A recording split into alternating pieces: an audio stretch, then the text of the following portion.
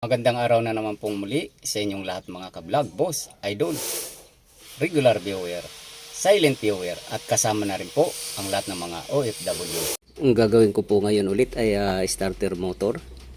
So mga nagdaang video po ay starter motor po yung ginawa ko. Ito po siya at ito naman po yung panibago.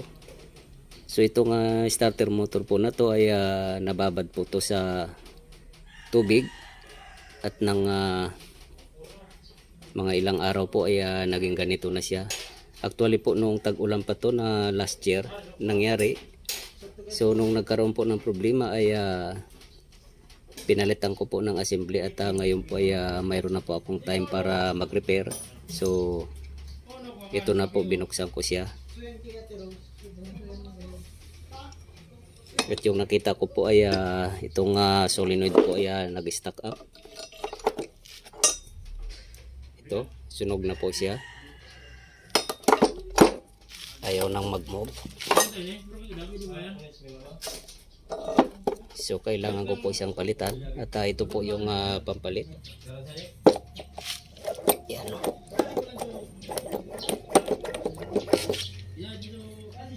Yan.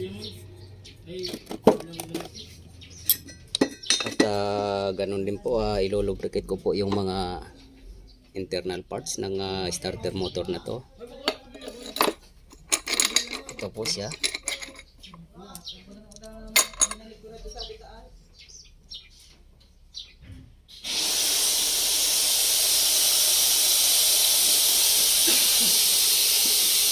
Ito po ay galing po ng isang sasakyan na accident.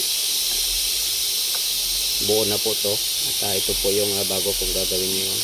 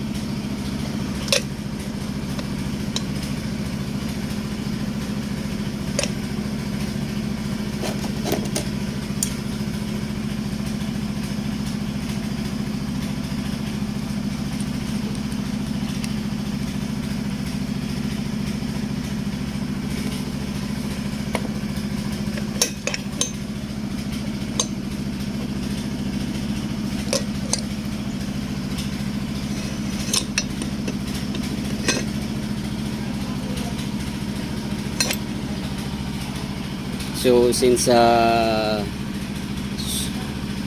solenoid po yung nasira, so yung trabaho po kasi ng solenoid ay i-push at push in, push out po yung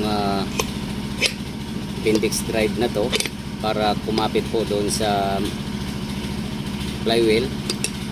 So kailangan pong i-lubricate po yung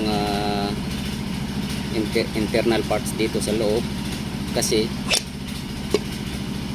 push in push out po yung trabaho ng nasira na to, itong solenoid na to.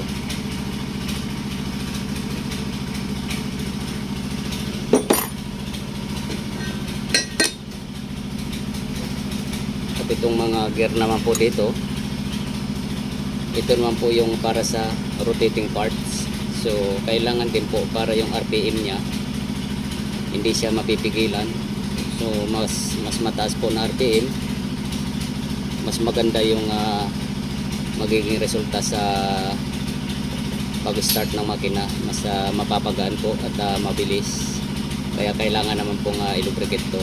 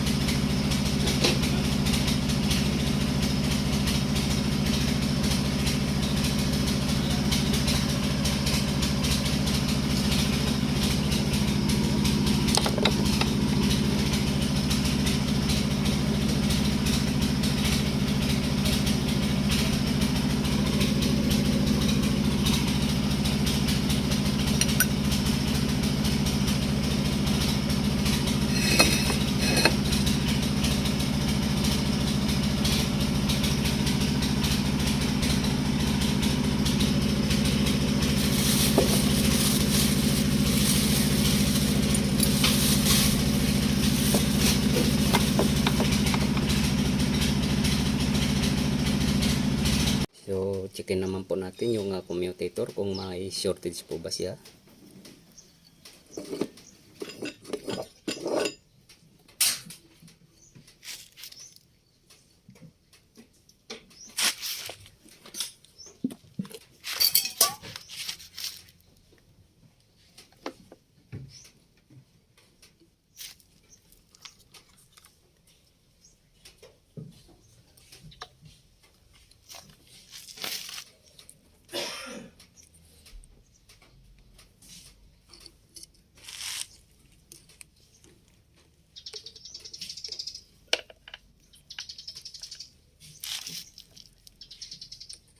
So itong parte po na to, dapat po hindi iilaw to kapag tinislight natin.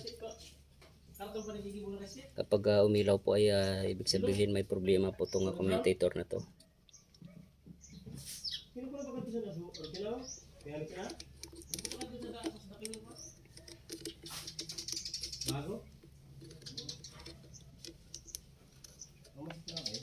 So okay po siya.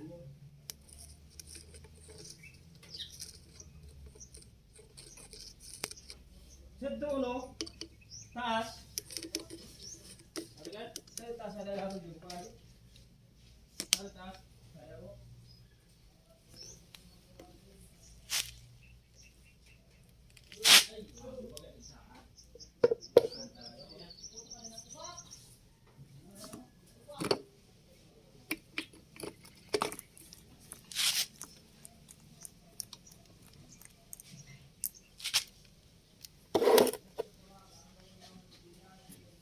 So ito naman po yung chichikin natin kung wala po siyang shortage.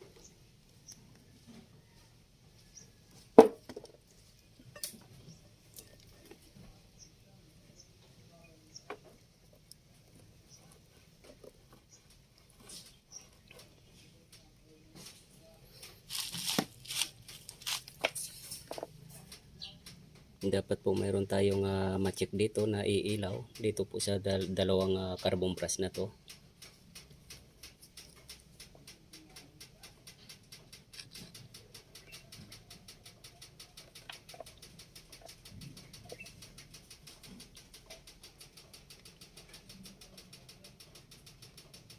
So ayan po, okay siya. Itong dalawa na to ay dapat hindi po siya iilaw. Tsaka ito. At itong dalawa dapat iilaw po siya. So okay po siya. At itong body po dapat hindi iilaw kapag tinislight natin. Ayan. Kasi kapag umilaw po ibig sabihin shortage po siya. May grounded siya. So okay po siya. Salpak na po natin. So ito po i-test na po natin to. Tingnan po natin kung okay po ba yung operation niya.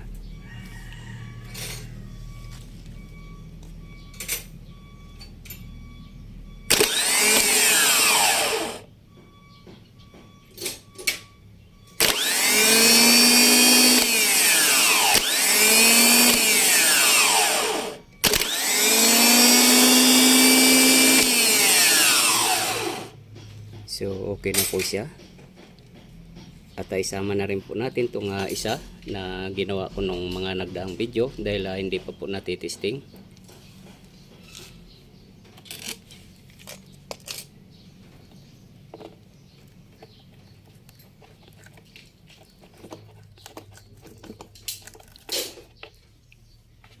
Ito naman po yung isa, titesting na rin natin.